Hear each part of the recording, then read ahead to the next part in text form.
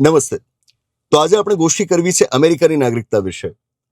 આ પહેલા આપણે ગોષ્ઠી કરી ભારતની નાગરિકતા વિશે, કે જ્યારે ભારત સરકાર આપણને એવું કહી દીધું કે ભલે ને તમારી પાસે ભારતનો પાસપોર્ટ હોય, પણ ફક્ત ભારતના પાસપોર્ટની મદદથી તમે સાબિત નથી કરી શકતા કે તમે ભારતના નાગરિક છો. આ વાત તો આપણે સમજી લીધી. હવે આવી એક વાત આપણે અમેરિકાની નાગરિકતા વિશે સમજવી છે.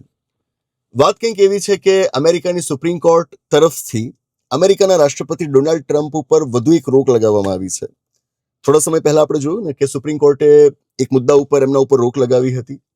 આ ભાઈ જેવા પ્રેસિડેન્ટ બન્યા એની સાથે જ એક પછી એક ઓર્ડર્સ ઇસ્યુ કરવા માંડ્યા, અને એમાંથી એક ઓર્ડર તો એવો કે જેમાં એમણે દુનિયાના મોટાભાગના દેશો ઉપર ટેરિફ્સ ઝીંક્યા.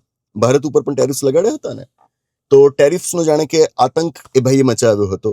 આ ટેરિફ્સના સંદર્ભમાં પહેલા સુપ્રીમ કોર્ટે એમના ઉપર રોક લગાવી, અને હવે આ વખતે ડોનાલ્ડ ટ્રમ્પે બર્થરાઇટ સિટીઝનશિપ માટે જે એક્ઝિક્યુટિવ ઓર્ડર પાસ કર્યો હતો એના ઉપર સુપ્રીમ કોર્ટે રોક લગાવી છે. આપને યાદ હશે કે આ ભાઈ રાષ્ટ્રપતિ બન્યા એના પછી પહેલા જ દિવસે લગભગ 100 જેટલા એક્ઝિક્યુટિવ ઓર્ડર એમણે પાસ કર્યા હતા. આવું કોણ કરતું હોય? પહેલા જ દિવસે 100 બધા એક્ઝિક્યુટિવ ઓર્ડર્સ કોણ પાસ કરે? અને જ્યારે એ ભાઈ આવું કામ કર્યું ને ત્યારે પણ આપણે એના ઉપર ગોષ્ઠી કરી હતી. આ ઓર્ડર્સમાંનો એક ઓર્ડર એ અમેરિકામાંથી બર્થરાઇટ સિટીઝનશિપને ખતમ કરવા વિશે હતો. સુપ્રીમ કોર્ટે આજે ના પાડી છે, કહ્યું છે કે આ ઓર્ડર ખોટો છે. બર્થરાઇટ સિટીઝનશિપ શું હોય?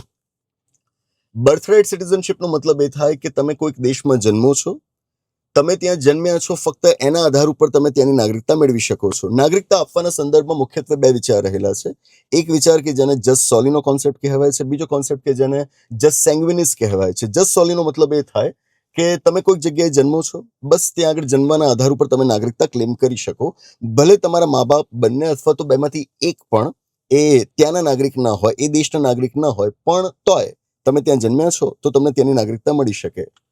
જ્યારે બીજો ખ્યાલ છે જસ સેંગ્વિનિસ, કે જે એમ કહે છે કે ફક્ત જન્મથી નાગરિકતા ના મળી જાય, તમારા બ્લડથી તમને નાગરિકતા મળે. મતલબ તમે કોઈ ચોક્કસ જગ્યાએ જન્મ્યા છો, પણ તમને ત્યાંની નાગરિકતા તો જ મળશે કે જો તમારા મા બાપમાંથી બંને અથવા તો એમાંથી કોઈ એક એ દેશના નાગરિક હોય, તો જ તમને તેની નાગરિકતા મળે.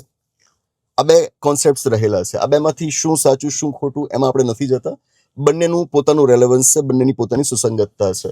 વાત એવી છે કે અમેરિકાની અંદર જસ સોલીનો કોન્સેપ્ટ સ્વીકારાયેલો છે. એને જ બર્થરાઇટ સિટીઝનશિપ કહેવાય, કે ત્યાં તમે જન્મ્યા, મા બાપ ગમે ત્યાંના છે, તમને ત્યાંની નાગરિકતા મળી જશે. એવું પણ નથી કે અમેરિકામાં પહેલેથી આ ખ્યાલ હતો. એમના બંધારણમાં આ વિચાર 1868માં ઉમેરાયો હતો. એનો ઇતિહાસ પણ બહુ લાંબો છે, પણ ટૂંકમાં જો આપને કહું તો 1860ના દાયકામાં અમેરિકાની અંદર સિવિલ વોર થયું, ગૃહયુદ્ધ થયું, અને એ સિવિલ વોર પૂર્ણ થયા બાદ અમેરિકાના બંધારણમાં અમુક ચોક્કસ સુધારાઓ કરવામાં આવ્યા. એમાંનો એક સુધારો છે 14મો સુધારો, 1868માં થયો હતો. અને આ 14મા સુધારા દ્વારા એ લોકોએ આ બર્થરાઇટ સિટીઝનશિપનો ખ્યાલ એમાં દાખલ કર્યો. મૂળ વિચાર એ હતો કે જે તે સમયે અમેરિકામાં જે અશ્વેત લોકો હતા એમને નાગરિકતા નહોતી આપવામાં આવતી. આમ લોકતંત્રની મોટી મોટી વાતો આ લોકો અત્યારે કરતા હોય ને, પણ એમનો ઇતિહાસ તમે જુઓ કે જે તે વખતે ત્યાં ફક્ત શ્વેત લોકો જ નાગરિકતા મેળવી શકતા હતા, અશ્વેત લોકો નહોતા મેળવી શકતા. આ તો ખોટું કહેવાય. તો એ અશ્વેત લોકોને પણ અમેરિકાની નાગરિકતા અપાવવા માટે એ લોકોએ 14મા સુધારા દ્વારા વ્યવસ્થા કરી હતી. વ્યવસ્થા થઈ અને છેલ્લા 100 વર્ષથી પણ વધુ સમયથી આ રીતે નાગરિકતા અપાતી જ આવી છે. પણ આ જે રાઇટ વિંગ પોલિટિક્સ વાળા હોય ને, કે જેવું પોલિટિક્સ આપણે ત્યાં પણ છે, રાઇટ વિંગ પોલિટિક્સ જ્યારે પણ ડોમિનન્ટ થાય દેશના રાજકારણમાં, જ્યારે પણ એ વધુ પ્રભાવશાળી બને ને, તો આ એના વિચારો હોય. કેવા? કે બોર્ડર્સને કંટ્રોલ કરો, બોર્ડર્સને, તમારી જે સીમાઓ સરહદો છે એને હેવીલી રેગ્યુલેટ કરો. નાગરિકતા એ આ રીતે આપવામાં ન માનતા હોય, એ આ જ રજૂઆત કરતા હોય કે આપણે એક, બહારના કોઈ આવવા ન દેવા. રાષ્ટ્રવાદની એ લોકો વાતો કરતા હોય, બરાબર. તો આ પ્રકારની વિચારધારા એ રાઇટ વિંગ પોલિટિક્સમાં જોવા મળે. અમેરિકામાં રાઇટ વિંગ પોલિટિક્સ અત્યારે ડોમિનન્ટ છે, ઇન્ડિયામાં પણ છે. તો ડોનાલ્ડ ટ્રમ્પ તો જ્યારે પહેલી વખત રાષ્ટ્રપતિ બન્યા ને, ઇવન એ પહેલી વખત રાષ્ટ્રપતિ બનવા માટે એમણે ચૂંટણીનું જે કેમ્પેનિંગ કર્યું હતું ત્યારે પણ આ વાતો રજૂ કરી હતી. આ પ્રકારના વચન આપ્યા હતા કે જો હું રાષ્ટ્રપતિ બનીશ તો આ બહારથી જે લોકો આવે છે ને આપણે ત્યાં નાગરિકતા લઈ લે છે અને પછી આપણા સંસાધનો ઉપર તરાપ મારે છે, હું એમને રોકીશ. આવા વચનો આપીને એમણે મત માંગ્યા હતા. પહેલી વખત રાષ્ટ્રપતિ બન્યા ત્યારે તેમણે કશું કર્યું નહીં, પણ આ બીજી વખત જેવા રાષ્ટ્રપતિ બન્યા એના પહેલા જ દિવસે એમણે આ કામ કર્યું. જે તે વખતે આ ઇલેક્શન માટે પ્રોમિસીસ તેઓ આપતા ને ત્યારે અમે આની બહુ ચર્ચાઓ કરતા યુપીએસસી જીપીએસસી ના વિદ્યાર્થીઓ સાથે. અને હવે સમય એવો આવ્યો છે કે ફક્ત પરીક્ષાની તૈયારી કરનારા નહીં, તમામ વ્યક્તિઓ સાથે આ ચર્ચા કરવી એ વાજબી બને છે આજે. તો એ ભાઈએ ત્યારે પ્રોમિસીસ કર્યા હતા અને ફાઇનલી આ સેકન્ડ ટર્મ જ્યારે એમની શરૂ થઈ ત્યારે એને પહેલા દિવસે એમણે વચન પાડ્યું અને બર્થરાઇટ સિટીઝનશીપ એમણે ખતમ કરી નાખી. સૌથી મોટો સવાલ એ હતો કે જે વાત અમેરિકાના બંધારણમાં લખાયેલી છે એ વાતને રાષ્ટ્રપતિ એક આદેશ દ્વારા કેવી રીતે કાઢી શકે? જો એ વાત બંધારણમાં લખાયેલી છે તો એ વાતને કાઢવા માટે તમારે બંધારણમાં સુધારો કરવો પડે, અને સુધારો કરવાની સત્તા રાષ્ટ્રપતિ પાસે થોડી હોય, એ તો સંસદ પાસે હોય. અને અમેરિકાની જે વ્યવસ્થા છે એ પ્રમાણે ત્યાંની સંસદ અને સાથે ત્યાંના રાજ્યો છે એ રાજ્યોની પણ મંજૂરી લેવાની હોય સુધારો કરવા માટે.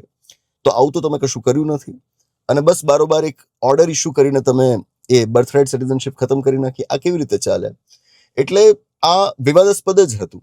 એટલે જ્યારે આ ભાઈ પ્રોમિસીસ આપતા અને પછી એમણે એક્ઝિક્યુટિવ ઓર્ડર ઇસ્યુ કર્યો ત્યારથી લીગલ એક્સપર્ટ્સ માનતા જ હતા કે આ ખોટું છે અને કરતા તો એ ભાઈએ કરી નાખ્યું છે, પણ એ કોર્ટમાં ટકશે નહીં. આની પહેલા પણ નીચલી ઘણી બધી અદાલતોએ આને ખોટું ઠેરવેલું જ છે, પણ ફાઇનલી હવે સુપ્રીમ કોર્ટની પણ મહોર લાગી ગઈ છે કે આ ઓર્ડર માન્ય નથી, ઇટ્સ નલ એન્ડ વોઇડ. આ ખ્યાલોને સમજવા જરૂરી છે. રાઇટ વિંગ પોલિટિક્સ અને એની સાથે સિટીઝનશીપનો આ વિચાર, આ બધા ખ્યાલોને સમજવા જરૂરી છે. કારણ કે ભારતના સંદર્ભમાં પણ આપણે આને જોવું પડે ને. ભારતમાં નાગરિકતાનો ખ્યાલ જે બંધારણમાં સ્વીકારાયો છે, આપણા સિટીઝનશીપ એક્ટ 1955માં સ્વીકારાયો છે, એમાં શું વાત છે? તો આપને કહું કે આપણે ત્યાં પણ મૂળ રીતે જસ્ટ સોલીનો જ કોન્સેપ્ટ સ્વીકારાયેલો છે, બર્થરાઇટ સિટીઝનશીપનો જ કોન્સેપ્ટ સ્વીકારાયેલો છે. અને મારે એ વાત ખાસ નોંધવી જોઈએ કે આપણે જેમને અખંડ ભારતના શિલ્પી માન્યા છે, સરદાર વલ્લભભાઈ પટેલજી, એમણે ખુદ બંધારણ સભામાં કહ્યું હતું કે આપણે જસ્ટ સોલીના કોન્સેપ્ટને એટલે કે અમેરિકન મોડેલને સ્વીકારવું જોઈએ, અને આપણે સ્વીકાર્યું. તો પહેલેથી આપણે ત્યાં વ્યવસ્થા એ રહી છે કે આપણે ત્યાં કોઈ પણ જન્મે એના મા બાપ ગમે ત્યાં ના હોય, ભલે ભારતના નાગરિક ના હોય, આપણે એમને નાગરિકતા આપતા રહ્યા છીએ, ભારતની નાગરિકતા આપતા રહ્યા છીએ.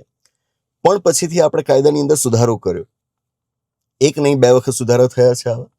અને અત્યારની આખરી સ્થિતિ એ છે કે અત્યારે કોઈ વ્યક્તિ ભારતમાં જન્મે તો એને ભારતની નાગરિકતા જન્મથી મળે, પણ શરતે કે એના જન્મ સમયે એના માતા પિતામાંથી કોઈ એક ભારતના નાગરિક હોવા જોઈએ અને બીજા એ ઇલીગલ માઇગ્રન્ટ ન હોવા જોઈએ, એટલે કે ગેરકાયદેસર રીતે ભારતમાં ઘૂસી આવેલા ન હોવા જોઈએ, તો એને ભારતની નાગરિકતા મળી શકે. શરત શું છે? ફરીવાર આપને કહું કે જન્મ સમયે એ વ્યક્તિના માતા પિતામાંથી કોઈ પણ એક, માતા કે પિતા કોઈ પણ એક ભારતના નાગરિક હોવા જોઈએ, અને બીજા એ કોણ હોવા જોઈએ સ્પષ્ટ નથી, પણ એ સ્પષ્ટ છે કે કોણ ન હોવા જોઈએ.